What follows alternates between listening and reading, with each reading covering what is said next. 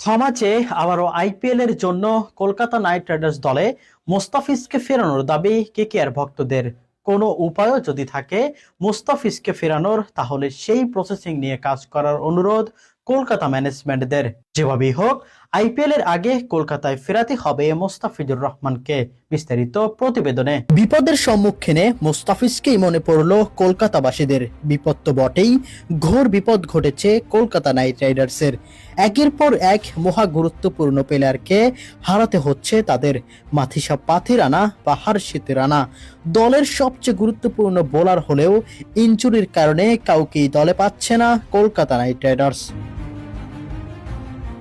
9,20,00,000 রুপির বিনিময়ে বাংলাদেশের কাডার মাস্টারকে দলে ভিড়িয়েছিল শাহরুখ খানের কলকাতা। তারপরেই ক্রীড়া অঙ্গনে মোস্তাফিজকে নিয়ে ঢল পড়ে গিয়েছিল।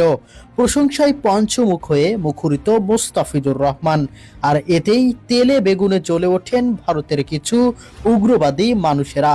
মুস্তাফিজকে বাদ দিতে উঠে পড়ে লাগে তারা। শেষ পর্যন্ত মুস্তাফিজকে বাদ দিতে যা যা করা দরকার তার সবকিছুই যেন পয়েন্ট আকারে করতে থাকে তারা, যার ফলে মুস্তাফিজকে বাদ দিতে বাধ্য হয় কলকাতার ম্যানেজমেন্টরা।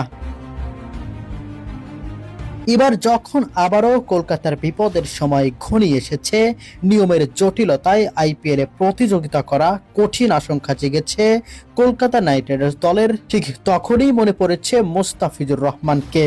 আর তাই তো আবারও কলকাতা দলে মোস্তাফিজকে চায় দর্শকরা। ক্ষমা হোক বা যে কোনো প্রসেসিং এর মধ্যে হলেও আবারও মোস্তাফিজকে ফেরানোর দাবি ওই দর্শকদের।